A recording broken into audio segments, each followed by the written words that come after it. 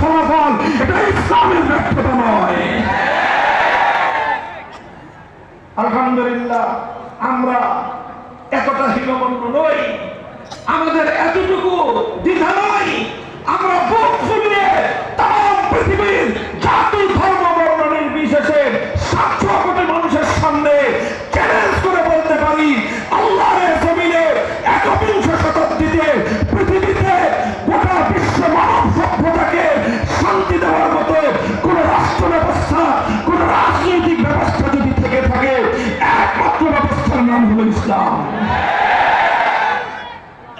মুহতারাম হাজিরিন, আমি সংক্ষেপে ওই প্রশ্নের উত্তর আলোচনা করব যে প্রশ্নের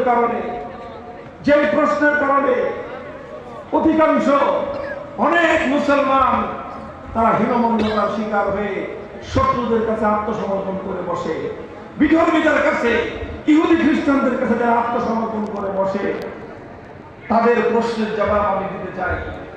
বন্ধুগণ, প্রশ্নটা কি ছিল মনে আছে আপনাদের? প্রশ্নটা ছিল, যদি মুসলমানরা রাষ্ট্রকে ইসলাম ধর্ম অনুযায়ী পরিচালনা করতে চায়, তাহলে অন্যান্য সব ধর্মাবলম্বী নিজ নিজ ধর্ম অনুযায়ী রাষ্ট্র চালাতে চাইবে। কথা বলে ঠিক না বেশি?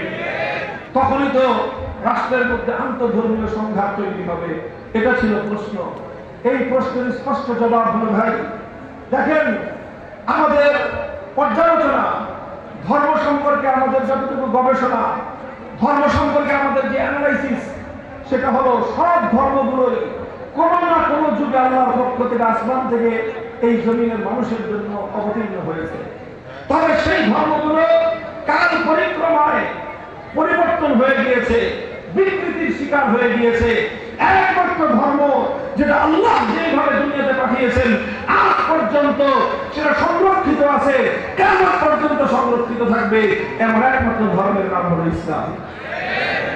অন্যান্য ধর্মগুলো, হিন্দু বলেন, বৌদ্ধ বলেন, ইহুদি বলেন, খ্রিস্টান বলেন, পৃথিবীতে এই মৌলিক এই 4টা ধর্ম ইসলামের বাইরে, এই ধর্মগুলো সম্পর্কে স্পেসিফিক ভাবে সুনির্দিষ্টভাবে আমরা বলতে পারি, এই ধর্মগুলো ছিল প্রাচীনকালের জন্য আল্লাহর পক্ষ থেকে মনোনীত ধর্ম। এর কোনটাই আধুনিক যুগের জন্য আল্লাহর পক্ষ থেকে ধর্ম নয়। আধুনিক যুগের জন্য একমাত্র ধর্ম হলো ইসলাম। সুতরাং যেই ধর্মগুলোকে আল্লাহ পাক রব্বুল আলামিন প্রাচীনকালের জন্য পাঠিয়েছিলেন, সেই ধর্মগুলোর মধ্যে আল্লাহ পাক প্রাচীনকালের সমস্যার সমাধান রেখেছিলেন। আর যেই ধর্মটাকে আল্লাহ পাক আধুনিক যুগের জন্য পাঠিয়েছেন, সেই ধর্মের মধ্যে কেবলমাত্র আধুনিক যুগের সমস্যার সমাধান আছে। এই কারণেই আধুনিক যুগের সমস্যা